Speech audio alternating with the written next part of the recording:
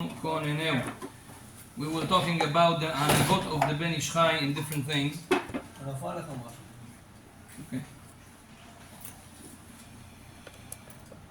Says Rabbi Ben Ish Chai. Sometimes we learn Torah, Baruch Hashem, it's a big mitzvah, Torah keneged kula. Aval, you want to learn Torah when you're lying down on the bed. Sometimes you are on the sofa kacha, half lying down. Is that proper? Is that okay? Or maybe we can just learn Torah sitting or standing properly. What's the halacha regarding?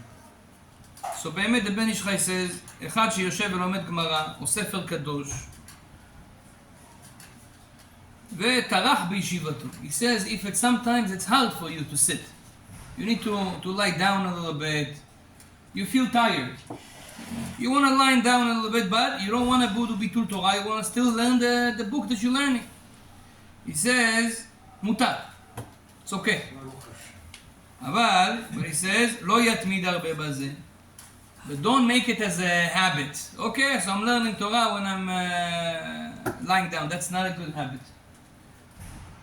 When you get, he says, you get a little bit of powers to sit, sit.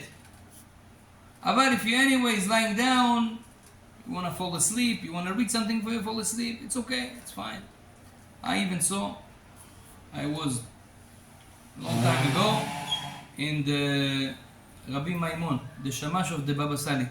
I came to his office to speak to him. I saw different pictures that he had with the Baba Sali. One of the pictures there, the Baba Sali was lying down and reading a book. I remember that picture. Baba Sali, Hazu Shalom, he was not learning like this all the time. He was very old. That's why, sometimes he wants to lie down. But Chabad, the time he can use it for learning Torah. But this is not was his habit that always he learns Torah when he's like this, or most of the time, just when you need it. That's the Hanagah. The point is that Torah is important and we need to give kavod and respect to the learning of Torah. But sometimes we are human beings. Lo nitna Torah lemalachei hasharet. The Torah was not given to angels. So, you can do that. But sometimes we have to say that. We see people in Bet HaKnesset, they sit as if they are in Miami Beach. Like this, and learning Torah. This is not proper. Bet HaKnesset, Rabbi was saying, it's a place where the Shekhinah, now there's no Bet HaMikdash, there's a nitzotz of the Shekhinah, there's a spark of the Shekhinah in Bet HaKnesset. Here we should try more to respect the way we learn Torah, the way we are praying. But at home, this is something you can do when you need. Another very important custom that the Ben Ish Chai points here is regarding using other people's stuff in synagogue, books and other things, usually books. Let's say you see a Gemara, you see a book of one of your friends and you want to use it. He's not here. Can you use it without his permission or not? In general, there is a big discussion in the Gemara if you're allowed to use mitzvot, items of mitzvot of other people or not. The Gemara says, a person, a normal Jew, will be okay or happy when you will make a mitzvah with his things. So for example, he left his tzitzit in Bet HaKnesset and you don't have a tzitzit. You want to take his tzitzit and make a bracha on the tzitzit. The Gemara say, a Jew would be happy that you was making a mitzvah in his things. However, the Ben Ish Chai, he brings it in Halachot Tefillin. He says, but some people are makpid. Not everybody is like this. Not everybody is like easygoing, my tzitzit everybody can use, my tefillin everybody can use. Some people are more makpid. I don't know how to say makpid. Strict. Strict with your own things. They don't want to have nobody touch. The Ben Ish Chai also says, on tefillin. Ve'ani makpid בתפילין. He is makpid in tefillin. So I said to myself, how come the Ben Ish Chai is makpid? You don't like other people to do mitzvot? So I think the Ben Ish Chai was makpid because of the story about the Or Chaim HaKadosh. That when someone else puts your tefillin, he can ruin the tefillin with his thoughts. So maybe that's why it was makpid. You don't want people, to... Not mess up my antenna. Yeah. to not mess up my antenna. So, this is maybe the Ben Ish Chai. Avar, in other things, the Gemara says you're allowed to use. However, says the Ben Ish Chai, it's good to be machmir, it's good to be strict. Don't use it. Why? Usually, books, it's very easy to spoil them.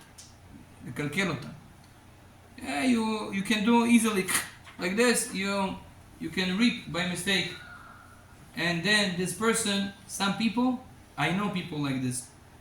If one small page is ripped in that book or that siddur, that's it. For them, this siddur is not good anymore. They don't feel the same praying with that siddur. There is type of people like this. That's why it says the Ben Ish Chai, V'tov shelo yishtamesh. It's better to not take someone else's things if you know that you didn't ask for a permission. Even though Sidurim, it says, it's fine, because most people know Sidur, everybody takes each other's Sidur. It says, even though it's allowed and most people are not makpid, I would say it's better to not touch, it's better to not take it. Obviously, if we're talking here about a person that if he's not going to put tefillin on, it's going to be shkiyah, or tzitzit is going to be shkiyah, it's going to be sunset, and then he's not going to fulfill the mitzvah of tefillin, for sure, we're not going to be machmir and telling you, no, don't touch it, it's other people. Go put it tefillin of other people because the Gemara said it's allowed. But if it's possible to not take without permission, that's better. Okay. Sitting at home, reading Lilmod Torah, can you lift up your legs, let's say, on the couch, with your legs up? Technically, if you feel that you need it for your comfort, yes. But as a habit of always learning Torah like this, that's not wrong. Yeah, you had a very hard day. You ate a lot. You want to lie down a little bit, but you don't want to waste the time for just lying down with doing nothing. Yes, you can learn some Torah like this. Ken. I heard that people's energy is inside the sidurim, tefillin. For example, if somebody comes and he's not exactly a tzaddik and he uses your stuff, he can infect your stuff with his energy. Yeah, there is koch hapoel banifad. Rabbi Nachman, Rabbi Shem Tov. Yeah. He says that anything you use, you put your energy in. So you say, if someone will use my siddur, so his energy is there. First of all, who knows whose energy is what? If you're so makpid, do you know who built your table? Who built your house? Who did all those things that you use every day? It also affects you. We're not makpid on that so much. Also, more than that, for one use, the energy of a person is not so absorbed in that item. This is made when a person uses it constantly, then it's really affect the item. For one use, you don't. It's not affecting that so much. Baruch Adonai le'olam. Amen ve'amen.